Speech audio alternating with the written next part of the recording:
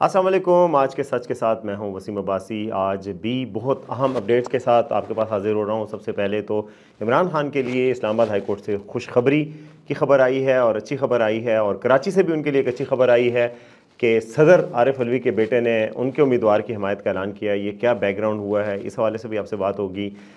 कल आज़म खान के हवाले से इमरान खान ने आज अहम इंकशाफ किया है कि आज़म खान ने सच बोला है। ये बात भी आपसे बताएंगे कि इमरान खान आज़म खान से अचानक दोबारा से खुश क्यों हो गए हैं, केस क्या था और इसमें हुआ क्या है असल में। ताहम एक अहम तरीन ख़बर ये है कि इमरान खान लतीफ़ खोसा से नाराज़ हो चुके हैं, और वो क्यों नाराज़ हुए हैं ये भी आज आपको बताऊंगा। कि लतीफ़ खोसा जो कि पार्टी के सीनियर नायब सदर हैं, बहुत अहम पोजीशन पर बड़े उससे लाए गए थे जोशो खरोश से, और कुछ ही अर्सा कबल ज्वाइन किया था, उनसे इमरान खान अचानक क्यों नाराज़ हो गए हैं ये भी आज आपको बताऊंगा। तो सबसे पहले जनाब आपको बताऊं कि इमरान खान के लिए एक अच्छी खबर आई है। बिलाखिर इस्लामाबाद हाई कोर्ट से, इस्लामाबाद हाई कोर्ट के chief justice justice Aamir Farooq के अदालत में केस लगा हुआ था इद्दत में निकाह के हवाले से। जो उनका केस था, पहले बहुत कम मैंने इस हवाले से कभी बात की होगी क्योंकि मैं इंतहाई इसको ज़ाती सा केस समझता था, और यही बात आज इस्लामाबाद हाई कोर्ट में भी हुई है। और उनके इमरान खान के वकला ने कहा कि भाई इद्दत में निकाह के हवाले से जो केस लगा हुआ है उसकी प्रोसीडिंग्स को रोका जाए, गवाहों के बयानात कलमबंद हो रहे हैं। चीफ जस्टिस ने उनसे कहा कि आपका केस आप चाहते क्या हैं। सलमान अकरम राजा पेश हुए इमरान खान साहब की तरफ से, तो उन्होंने कहा कि हम ये चाहते हैं कि इसकी प्रोसीडिंग को रोका जाए और वकीलों के बयानों से रोका जाए। और उन्होंने कहा कि इद्दत के हवाले से जो कहा जा रहा है, तो उन्होंने कहा कि इद्दत 48 दिन के कम अज़ कम बाद शादी हुई है, अगर इनके बयानात को भी माना जाए, यानी जो प्रोसिक्यूशन है उसके भी। तो जज साहब ने आज अहम बयान दिया और उन्होंने कहा कि अगर इद्दत के दौरान भी निकाह हुआ है तो इसमें मसला क्या है।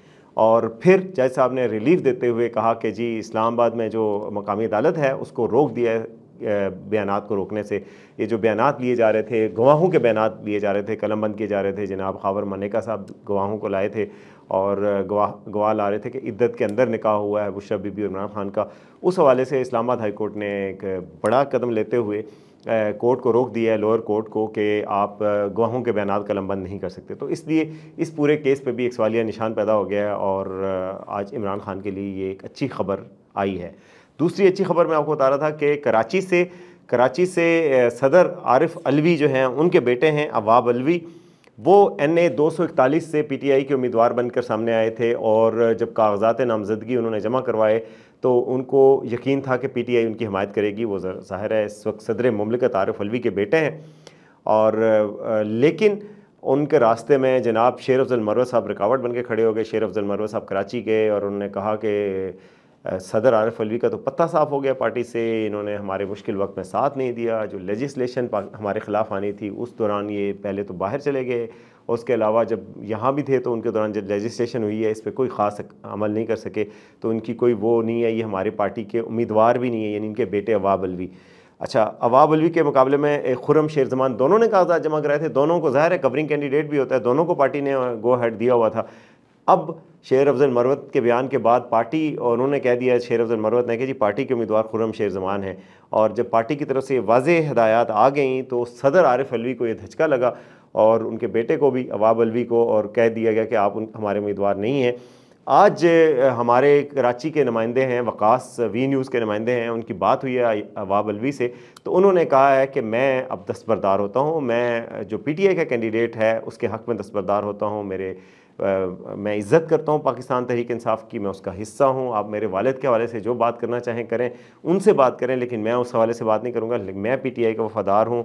अब मैं ख़ुद खुर्रम शेर ज़मान की कैंपेन चलाऊँगा, मुहिम चलाऊँगा, और मैं उनके ख़िलाफ़ मुहिम का हिस्सा नहीं बनूँगा। तो ये एक अच्छी बात है कि कम से कम 2 कैंडिडेट थे पार्टी के NA 241 कराची में, तो अब वो एक कैंडिडेट हो गया है। और अवाब अलवी साहब ने बड़ी फ़राख दिली का मुज़ाहरा किया है और बुरा नहीं मनाया शेर अफजल मरवत की बात का। तो ये एक अच्छी पेशरफ्त हुई है। अच्छा, तीसरी जो बात मैं आपको बताना चाह रहा था कि इमरान खान साहब लतीफ़ खोसा साहब से नाराज़ हो गए। लतीफ़ खोसा आपको पता है कि PTI के अभी हालिया दिनों में सीनियर नायब सदर बने हैं, PTI में ज्वाइन किया उन्होंने उनके और बैरिस्टर गौहर के दरमियान भी इख्तिलाफ़ात की खबरें आ रही थी। वो चाहते थे कि मैं सदर बनूँ, पार्टी का चेयरमैन बनूँ। पार्टी के चेयरमैन बैरिस्टर गौहर बने हुए हैं। लतीफ़ खोसा को सुप्रीम कोर्ट में भी चीफ जस्टिस फ़ाइज़ इसा से काफ़ी डांट पड़ी थी।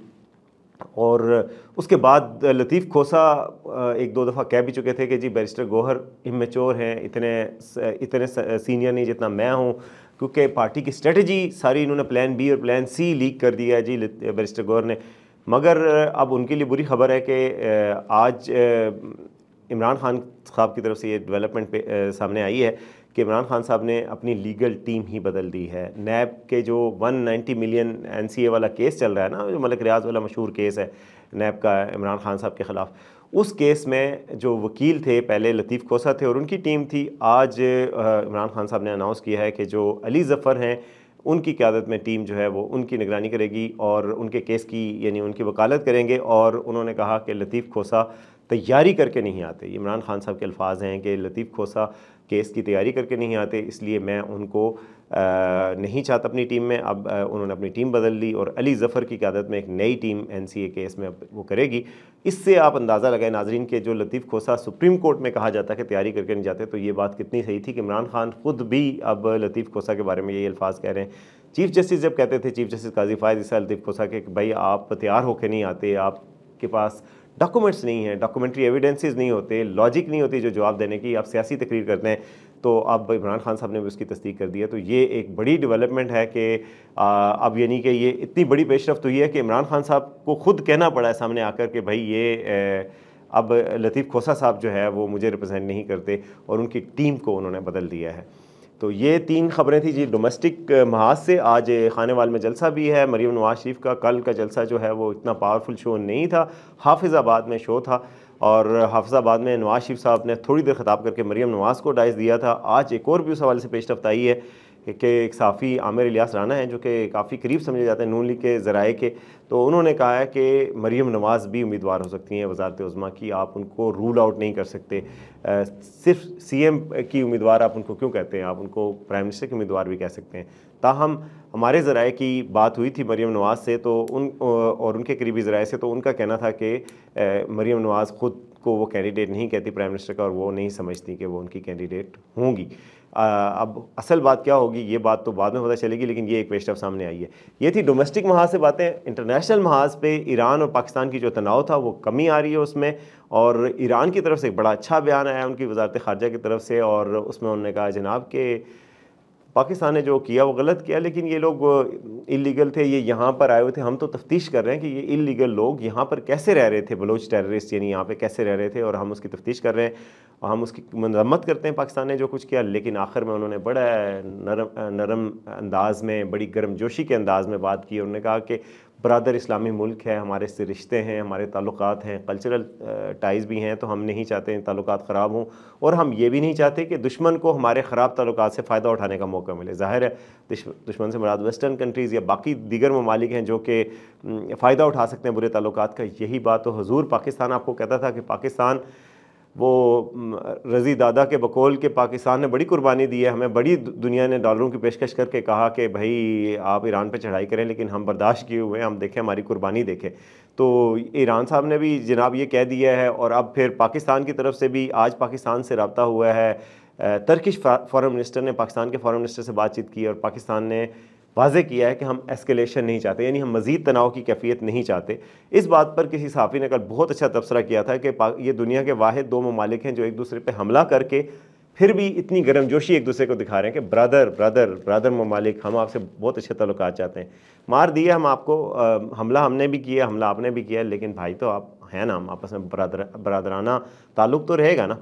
तो अच्छी बात है कि अब गर्मजोशी वापस आ रही है। गलती हो गई ना, ये शायद ईरान को भी एहसास हुआ, उन्होंने कहा हम तो मजाक कर रहे थे, आप तो अपने भाई हो।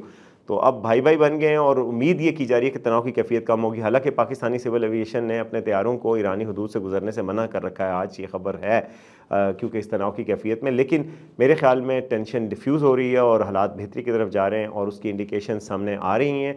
इंटरनेशनल एफ़र्ट्स भी हुई हैं और तुर्की की एफ़र्ट बिल्कुल सबके सामने है कि, और फॉरेन मिनिस्टर ने आज पाकिस्तान से बात भी की है। डेफिनेटली उनके ईरान के फॉरेन मिनिस्टर से भी रब्ता हुआ होगा और आपस में बातचीत से, और जो टोन है दोनों ममालिक की, आज पाकिस्तान के जो ईरान में सफ़ीर थे जो वापस आ गए थे, उनके भी बयानात ऐसे हैं कि हम तो ईरान से कल्चरल रिलेशंस भी, इकनॉमिक रिलेशंस भी बढ़ाना चाहते हैं, हमारे बहुत अच्छे ताल्लुकात हैं, हमारा कोई यानी झगड़ा नहीं है ईरान के साथ। भाई झगड़ा किस बात का, बस जो गलती उन्होंने की थी उसका जवाब मिल गया, अब कोई झगड़ा नहीं है हमारा, हम भी बरादर मुल्क हैं और बराबर भी मुल्क हैं। तो अब तक के लिए इतना ही, देखते रहिए आज का सच।